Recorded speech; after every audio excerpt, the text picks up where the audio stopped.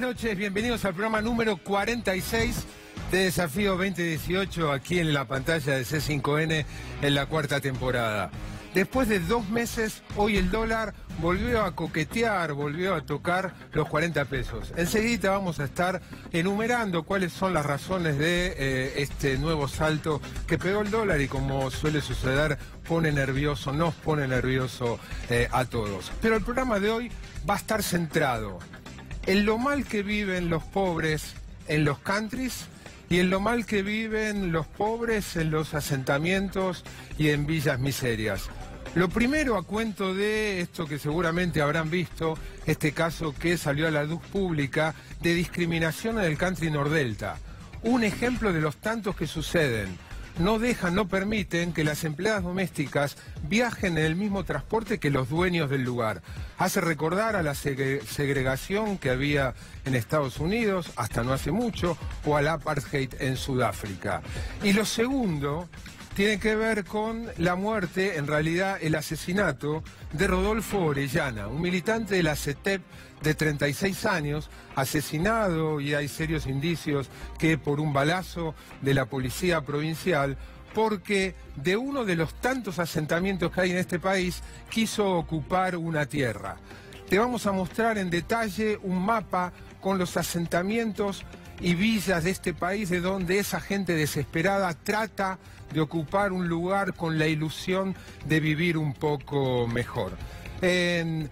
Uno de nuestros columnistas entrevistó a Ignacio Ramonet, el director de Le Monde Diplomatique, en la edición española, un reportaje imperdible, y en Emanuel Álvarez Agis, en el tradicional desafío económico, va a desafiar la idea de el déficit cero.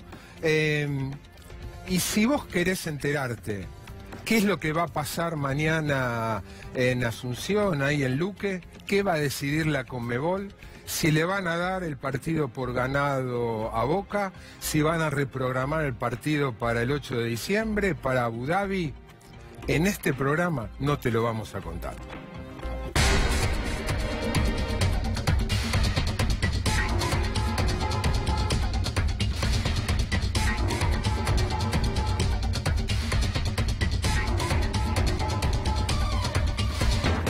Bueno, algunos motivos por los cuales el dólar pegó un salto, en realidad no hoy, viene ya varias jornadas, hoy tocó los 40 pesos después de 2 meses. En primer lugar, el Banco Central relajó un poco la política monetaria, hay un poco más de peso circulando y tasas de interés que siguen siendo estratosféricas, pero un poco más bajas, una de las posibles razones. La otra es que el gobierno tampoco está muy cómodo con un dólar muy por debajo de los 40 pesos, porque habiendo pagado los costos que pagó por la devaluación, quiere tratar de aprovechar los beneficios que hipotéticamente la devaluación les puede dar. Un tercer motivo es que en esta nueva política cambiaria dentro de las bandas, que hoy está entre 36 y 46, el Banco Central no puede intervenir. Entonces eso permite mucha volatilidad, que suba y que baje, es otra de las posibles razones. Tampoco hay que olvidar una cuestión de fondo, que Argentina sigue padeciendo un serio problema estructural en su sector externo, lo que hace que recurrentemente puedan aparecer cimbronazos como los de estos días. Y para terminar, hay quienes dicen que en la medida que la imagen del gobierno se derrumba y que después de mucho tiempo la posibilidad de que Cristina vuelva a ser presidente asusta a muchos de los que mueven el dinero grueso e inciden mucho en la cotización del dólar. Si me preguntás qué va a pasar mañana, qué va a pasar la semana que viene con el dólar, lo que te respondo es que bolas de cristal nosotros no tenemos. Pasamos al otro tema para meternos ya en la centralidad del programa, en la primera parte, que es lo mal que viven los pobres en los countries, particularmente las empleadas domésticas. Esto salió a luz, como les decía recién, esto viene a cuento por la difusión que hubo de la discriminación que sufren las empleadas de Nordelta, quienes no dejan viajar en el mismo transporte público que el común de los vecinos. Pero esta discriminación no es más que un elemento de un contexto generalizado de maltrato, de discriminación que sufren las empleadas domésticas. Quiero compartir con ustedes los datos macro que explican no solo este caso puntual, sino discriminaciones como ser que muchas de ellas no cobran aguinaldo, muchas de ellas no tienen ART, muchas de ellas no les hacen aportes, por lo tanto no van a tener jubilación. ¿Y esto por qué? Porque el grueso de las empleadas domésticas trabajan en negro. Quiero compartir con ustedes, estos son datos oficiales del Ministerio del Trabajo, un mapa del empleo en blanco. Lo que ustedes están viendo ahí es un mapa de los trabajadores registrados. Fíjense cómo de 2012 a 2018 la cantidad de trabajadores en blanco registrados pasó de 11 millones a 12.200.000. Quiero hacer un pequeño parrafito sobre esta segunda columna, que es un problema gravísimo que vive la economía argentina. Fíjense, dentro de los trabajadores en blanco, los asalariados del sector privado se mantienen casi constantes desde hace 6 años en cerca de 6 millones. La economía argentina no genera trabajo en blanco en el sector privado. Para llegar, bueno, esto es la evolución de los trabajadores en blanco del sector público, que crecieron en 500.000, para llegar finalmente al número oficial de trabajadoras, en su mayoría mujeres, domésticas, o como las clasifica el Ministerio de Trabajo, trabajadoras en casas particulares. De 2012 a 2018, las registradas pasaron de 400.000 a 490.000. Un aumento de poco más de 20%.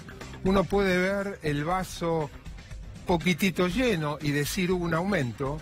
Ahora, si uno compara este dato, 490.000, con el total de empleadas domésticas que, según datos oficiales hay, se llega a la conclusión que el 60% de las trabajadoras de casas particulares o empleadas domésticas está en negro, pese a este aumento que hubo en estos últimos 6 años. Aumento que obedece a que hubo algunas campañas por parte de los distintos gobiernos, el anterior y este, a que hay envío de cartas intimando a quienes la AFIP supone que tienen empleadas domésticas no registradas a que las registren, y además a que el Estado se hace cargo de parte de lo que los empleadores que la tienen en blanco a las empleadas pagan. ¿Por qué? Porque si uno tiene una empleada doméstica registrada, puede deducir del impuesto a las ganancias parte de lo que les paga. Pese a todas esas campañas, hay un 60% de empleadas domésticas en negro.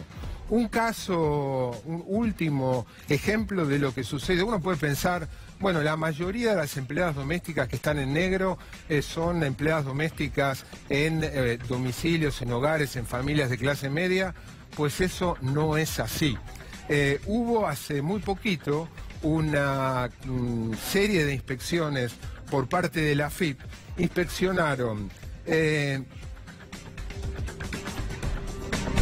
countries y 10 torres de las más lujosas de Puerto Madero. Y ahí relevaron 1.051 empleadas domésticas que trabajaban en esos 30 countries o en esas 10 torres. De esas 1.051 empleadas domésticas, 453 estaban en negro, un 45%, y estamos hablando de los sectores de mayor poder adquisitivo.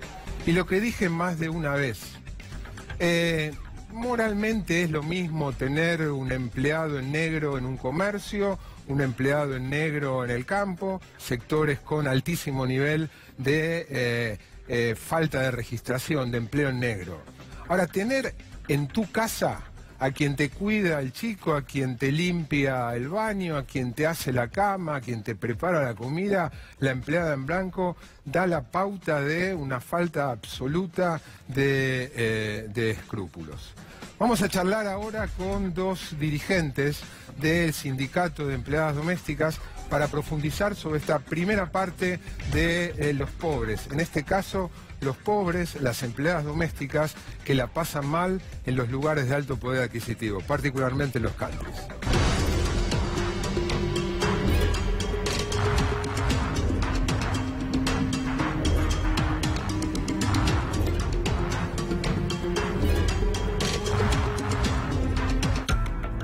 Estamos aquí con Gladys Zurpi y con Carmen Brites. A las dos, gracias por venir. Buenas noches. Ellas son dirigentes del Sindicato de Empleadas Domésticas. Yo acá tengo por aquí el nombre preciso. Es la, bueno, ayúdenme. UPAC.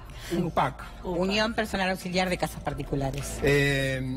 Las invito a compartir con la audiencia. Hay un sociólogo chileno que está terminando su tesis investigando la situación de las empleadas domésticas en la Argentina y particularmente se ocupó de ver qué pasaba en Nordelta, casualmente el caso que salió a la luz. Y hace pocos días, a raíz de este tema, publicó una serie de tweets describiendo, adelantando parte de lo que él investigó en la preparación de su tesis. Ahí ustedes van a ver en pantalla lo que escribía, se llama Ricardo Grine. Dice, en Nordelta a las empleadas no las dejan entrar caminando ni en bici y les ponen muchos problemas para acceder en moto o auto. Solo pueden hacerlo en buses privados licitados por el propio barrio. Sigue diciendo Ricardo Grine, durante años la línea de transporte público 60 quiso servir al barrio, pero los residentes, los dueños del barrio, se han negado tajantemente. Como le dijo uno a él, ¿te imaginás? Tendríamos todo lleno de negritos meándonos el lago de Nordelta. Más adelante otro tuit dice, el municipio apoya el cerramiento de Nordelta y la exclusión del transporte público porque a cambio Nordelta invierte millones de dólares cada par de años en infraestructura. Pregúntenle a Massa. En realidad ahí hay una novedad porque a raíz de todo el escándalo que se armó en estos días con la difusión del tema, aparentemente el municipio de Tigre va a habilitar una línea de colectivos a que ingrese a Nordelta. Bueno, sí. Antes de seguir, les decía, quiero que compartamos también con la audiencia. Un medio de Zona Norte consiguió entrevistar, son muy pocas las empleadas, por obvias razones, que se animan a dar la cara y a contar qué es lo que pasa. Lo que van a ver ahora es una entrevista de un medio de Zona Norte, entrevistando, se llama Somos Norte, entrevistando a 3 empleadas de Nordelta que cuentan cómo viven. Como les decía al comienzo, nos hace recordar a los Estados Unidos de la segregación o al Sudáfrica del apartheid. Nordelta. El transporte que es para quienes trabajan en los barrios, digamos, no lo pueden usar en Nordelta, ¿no lo pueden usar? No nos permite. ¿No las dejan? No, yo vengo de lejos y me tomo 4 colectivos para trasladarme hasta mi trabajo. Vienen de capital y no nos quieren, pasan directo y no nos quieren llevar, no sé, nos discriminan, creo. Ahora hay una nueva moda de los patrones o no sé quiénes que no quieren viajar con nosotras porque tenemos olor a chivo. Así corre la voz entre nosotras. Primero nos llevaba, pero ahora hay un cambio, no sé por qué será. Hay un cambio bastante y tenemos que sufrir en espera, sol, lluvia, todo. ¿No las dejan subir directamente? No. Gladys, Carmen, ¿es así? Sí, es así, tal cual. Realmente nuestra organización es una organización que estamos luchando ya de 1901. UPAC existe desde 1901 con una personería gremial del año 60. Por lo cual ya la discriminación viene desde un decreto antiguo del año 56. No nos olvidemos que la ley recién aparece en el año 2013, donde le da protección total a las trabajadoras domésticas, por lo cual, bien como decías en tu informe, hay 1.552.000 trabajadoras domésticas en la República Argentina. O sea, es más aún que el dato que di yo. Exactamente. Sí. 1,5 millones, no 1.200.000. No, 1,5 millones, de las cuales solamente hay un 20, un 25% registradas.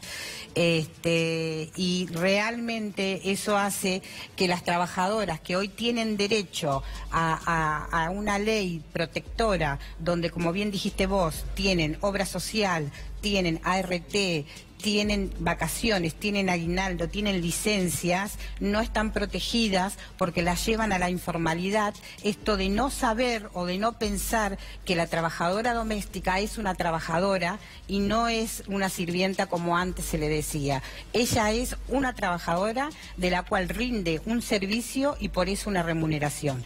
Pero no solamente estamos discriminadas por el tema de que el empleador no toma conciencia que la ley desde el 2013 hace la protección total a esa trabajadora que está en una casa de familia, no importa los días, no importa las horas.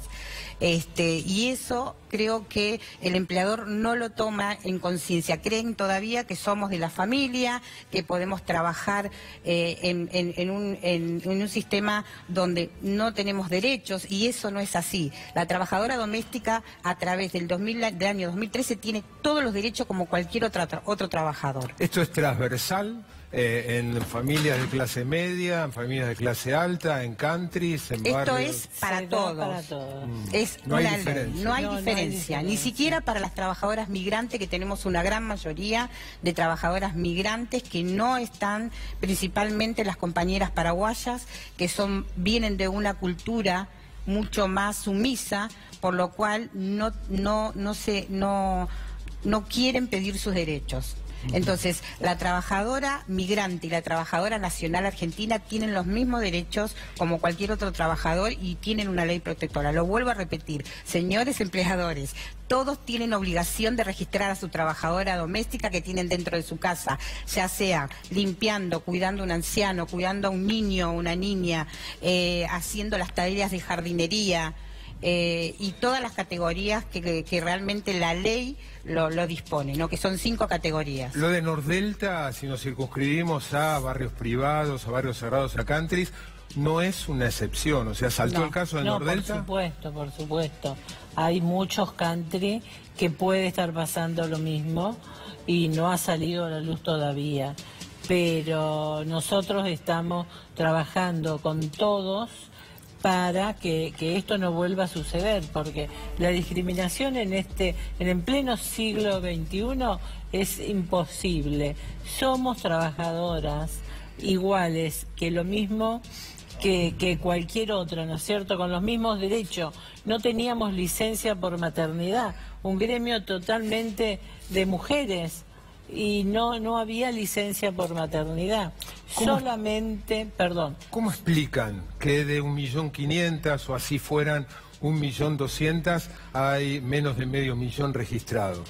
¿Qué creen que pasa en la cabeza? Yo creo que hay un cambio de mentalidad hacia el empleador y hacia la trabajadora. El empleador tiene que saber que en su casa tiene una trabajadora y la trabajadora tiene que saber hoy que es una trabajadora. ¿Lo saben? Yo creo que muchas todavía piensan que son de la familia o que no tienen derechos, pero esto ocurre más, yo creo, ya no tanto en Buenos Aires, que la ley está difundida, sino en lo que tenga que ver con la República Argentina en general, en las provincias, dado que las trabajadoras vienen de pueblos que vienen a trabajar en la capital o del interior del país que vienen a las provincias, y eso hace que la trabajadora no esté muy bien informada. Pero hoy también tenemos que decir que las redes sociales, ellas lo manejan muy bien. Nosotros tenemos estadísticas de que las trabajadoras domésticas a través de sus teléfonos saben que tienen un sindicato, saben que les corresponden los derechos, pero muchas veces por el tema también, una de las complicaciones que hay es el tema de los planes que ellas cobran, que ayuda al salario que ellas hoy tienen, que está pautado por el Consejo del Salario. Esto es tripartito. Pero sí, tengo entendido que las trabajadoras domésticas pueden cobrar la asignación universal. Exactamente, pueden cobrarlo. A diferencia de otros trabajadores que si tienen empleo no lo cobran, las empleadas domésticas sí. Inclusive hay determinados planes que también son compatibles con la registración de la trabajadora doméstica, y muchas veces ellas piensan piensan que van a perder ese plan, entonces no se registran o le piden a su empleador que no lo hagan también. Esto muchas veces también ocurre. ¿Están conformes o qué le reclaman al gobierno en términos de campaña, más allá de lo que está haciendo? Sí, nosotros lo que queremos es seguir haciendo campañas de información, de sensibilización de la ley, porque esto es una ley nacional, es una ley que todos nosotros los argentinos que tienen una trabajadora doméstica, que estamos trabajando adentro de una casa de familia, se tienen que registrar, es obligatorio, no es si yo quiero o dejo de querer, es obligatorio. ¿Hay en la ANSES o en la FIP algún teléfono o en el propio sindicato donde la trabajadora pueda denunciar la irregularidad a la que está siendo sometida? Sí, por supuesto. Nosotros tenemos varias delegaciones, más de 20 delegaciones, tanto en el Gran Buenos Aires como en el interior del país, donde en todas tenemos asesores letrados que están atendiendo los casos de las personas que se acercan. ¿Alguna dirección de internet para que podamos subir ahora a pantalla? Sí, podemos subirlo, están las páginas, en las redes sociales, la página web, que es www.upac.org. UPAC es upacp.org. Sí, .org, o www.ospac.org, y si no tenemos el Facebook, que también el Facebook de trabajadora de casas particulares UPAC, y automáticamente pueden consultar por todo ese tipo de medios. Sí, por último, si lo tienen a mano, imagino que sí, al menos aproximadamente. ¿Cuál es hoy la remuneración oficial para una empleada de casa particular con cama adentro, y cuál es la remuneración por hora oficial? La remuneración por hora oficial hoy es creo que 92 pesos. 92 pesos. Exactamente, y la trabajadora, vamos a decir, la quinta categoría, que es una de las categorías, está en 10.500. Sí, 10.500. Pero no es lo que realmente se paga. Las trabajadoras, eso es la base de la trabajadora doméstica, es lo que no se puede pagar por debajo, pero sí por arriba. Muchas de las trabajadoras están ganando entre 12.000, 13.000 por oferta y demanda. Nosotros nos guiamos también mucho por el tema de las ofertas y demanda. Igualmente no es un salario acorde a una vida digna, es la realidad. Clarísimo. A las dos, Gladys y Carmen, a las dos, muchas gracias por venir. No, al contrario. Dijimos que en este programa vamos a tratar la situación de las pobres, en este caso empleadas domésticas que la pasan mal en los lugares caros, en los countries. Ahora nos vamos a ocupar de los pobres que la pasan mal en las villas y asentamientos. Gracias.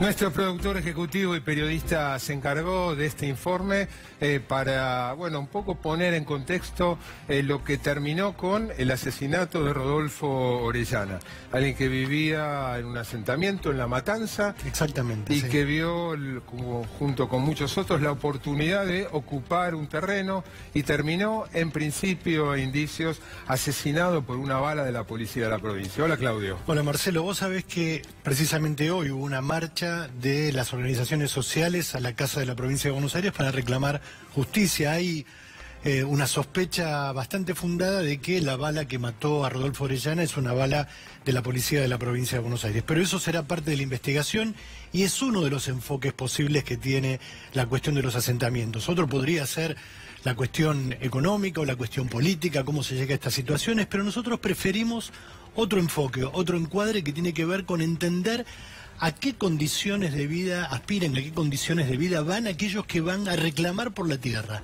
¿Qué es lo que pasa en los asentamientos? ¿Cuál es la historia? Etcétera, etcétera. O sea, entender un poco cómo funcionan por dentro los asentamientos.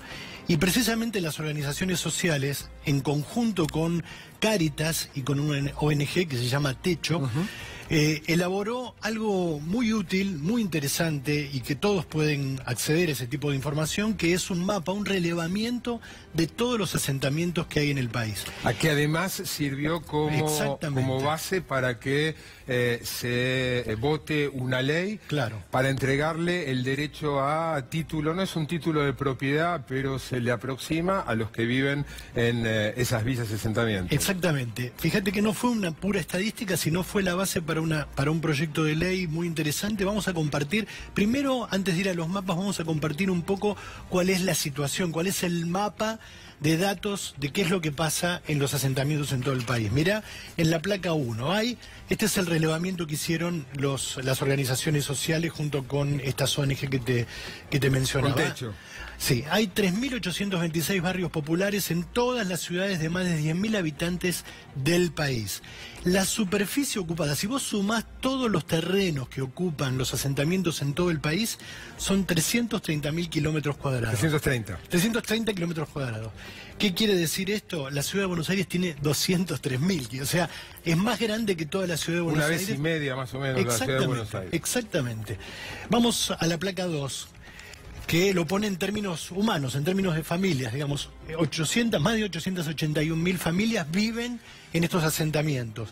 Es decir, más de 4 millones de personas. Casi el 10% de la población viviendo en una situación habitacional de extrema precariedad. Bien, sigamos con la próxima placa, Santi. En La Matanza, que fue el lugar de los episodios del miércoles de la semana pasada, es uno de los lugares más críticos históricamente. Hay 114 asentamientos, 48.000 familias, más de 220.000 personas viven en asentamientos en la localidad de La Matanza, que es un municipio enorme. Uno de ellos era Rodolfo Orellana. Exactamente, en la localidad muy cerca de Ciudad Evita, en Villa Celina, en Puente 12. El panorama de los servicios. Vos mirá en qué condiciones vive la gente que vive en los asentamientos. En términos de agua, el 96,1% tiene un servicio informal. ¿Qué quiere decir? Pozo, colgado de algún sistema, pero no es agua de red. Eliminación de excretas es un modo elegante de decir cloacas. Casi el 100% tiene un servicio informal. O sea, tiene un pozo ciego, tiene una situación absolutamente irregular. En términos de energía eléctrica, el 70% de las personas que viven en asentamientos tiene también un servicio informal. Están colgados o están en algún sistema. En algunos casos también el Estado paga un medidor general, etcétera. Hay distintas modalidades, depende del lugar del país y del municipio en el que... Argentina 2018, ¿no? Argentina 2018... siglo XXI. Mirá los datos que vienen ahora porque son verdaderamente impactantes. En 4 de cada 10 de estos asentamientos no ingresa el camión de la basura. Directamente, no ingresa. O sea que tienen una situación sanitaria y de vínculo con la basura y con la marginalidad muy preocupante. Y con las enfermedades y las infecciones. Exactamente, sumado a lo que hablábamos recién de las cloacas y el agua corriente. En 7 de cada 10 hay un factor de riesgo dentro del barrio o a menos de 10 metros. ¿Qué quiere decir factor de riesgo? Un río, un arroyo, unas vías de tren no señalizadas, una línea de alta tensión, o sea, factores realmente de riesgo para los chicos, para la gente que vive ahí.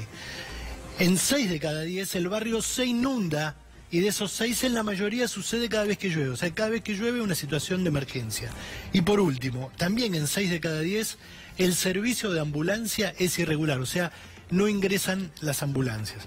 Hay una distinción técnica entre lo que es concretamente un asentamiento y lo que es una villa miseria, que tiene que ver con cuestiones, como te digo, técnicas. Los asentamientos en realidad, los últimos sobre todo, han tenido la precaución de dejar el espacio para que haya calles. Las villas miserias son lugares donde en general hay más hacinamiento y es muy difícil que ingresen las ambulancias, por ejemplo. Pero vamos a los mapas. Ahora van a tener que tenernos un poquito de paciencia porque esto es online. Está Nacho desde el control manejándolo. Este es el mapa. Quédate ahí un segundo, Nacho. Todos los puntitos azules, no sé si llegan a verlo. Perfectamente.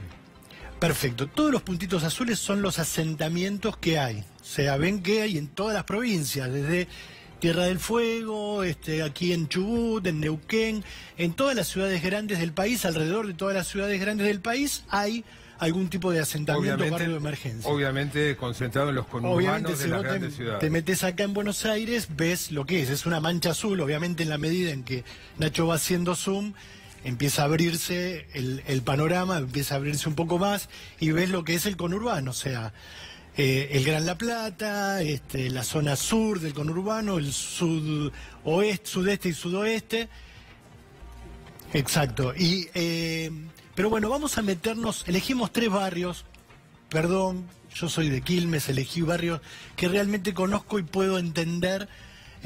Los conozco, he ido a cubrir notas, he estado por ahí, conozco la realidad, entonces me va a resultar más sencillo explicar determinadas cuestiones. ¿A cuál primero? El primer barrio es el barrio Papa Francisco, es ese que va a señalar Nacho en este momento. Si sube un poco, fíjate, esto es muy interesante como herramienta. Esta parte del mapa que hicieron es la foto de 2013, la foto satelital de 2013. Y esta parte en color es la de 2016. Nacho va a recorrer y va a mirar. ¿Ves cómo era? Seguí yendo a la derecha, Nacho. Seguí para el otro lado. Si vos ves lo que era, mira, acá no había nada. No había nada. Mirá ahora. ¿Cómo se fue poblando? Vos ahora gira para el otro lado, va pasando, va entrando en color y mirá. Eso es hoy, digamos, las fotos satelitales de 2016. Si bajas un poquito en la información, te aparecen los datos del barrio. Barrio Papa Francisco, partido de Quilmes, el año de inicio, la cantidad de familias.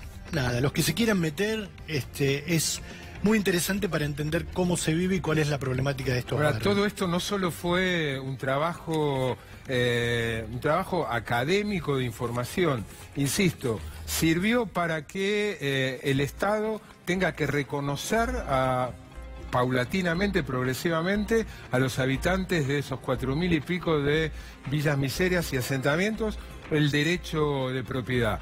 Vamos a otro trabajo conjunto con las organizaciones sociales que hicieron el censo. Exactamente.